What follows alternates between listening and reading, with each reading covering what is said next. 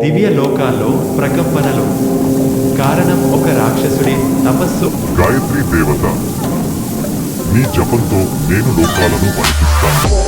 దేవతల అధికారాన్ని నశింపజేస్తాను. ప్రభు, అరుణుని తపస్సు భయంకరంగా మారుతోంది. లోకాలే మండిపోతున్నాయి. అరుణ, నీ తపస్సు భూలోకాన్ని తపించేసింది.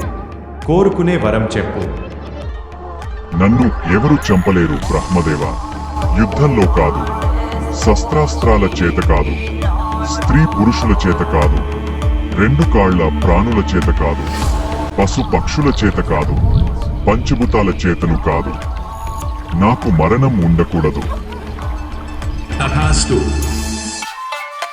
ఇంద్రుడా, సిద్ధంగా ఉండు.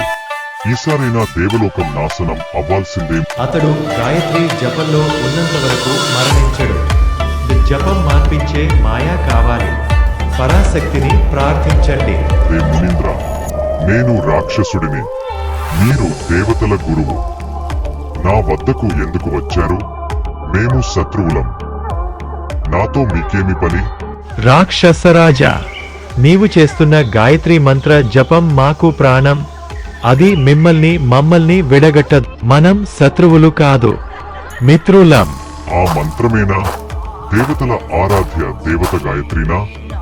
ఇప్పటి నుంచి నా కోసం ఆమె లేకపోవచ్చు. ఆమె జపాన్ని ఇక జపించను. నాకసలు గాయత్రి అవసరం లేదు. జగన్మాత రక్షించండి. నా భక్తి మానిన ఈ రాక్షసుడికి తన వినాశనం చూపాలి.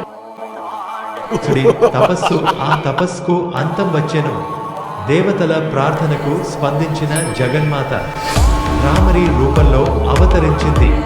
యుద్ధం లేకుండా, రక్తధారలెరగకుండా పరాశక్తి మాయా విలాసం రాక్షస శక్తికి తెరదించింది. గాయత్రి మంత్రం అనేది ఈ సృష్టికి శ్వాసలా ఉంటుంది. ఇది అంధకారాన్ని తొలగించి జ్ఞానదీపాన్ని వెలిగించేది. దేవతలు అయినా, మానవులు అయినా, దెయ్యాలు అయినా ఎవరైనా ఈ మంత్రాన్ని గౌరవిస్తే వారు మార్గం చూపబడతారు. కానీ దానిని తిరస్కరించిన వారికి వెలుతురు నశించుతుంది. అందుకే ఈ మంత్రాన్ని ఆధ్యాత్మికంగా కాదు, జీవనంగా భావించాలి. ఇది శక్తి కాదు, శాశ్వతం.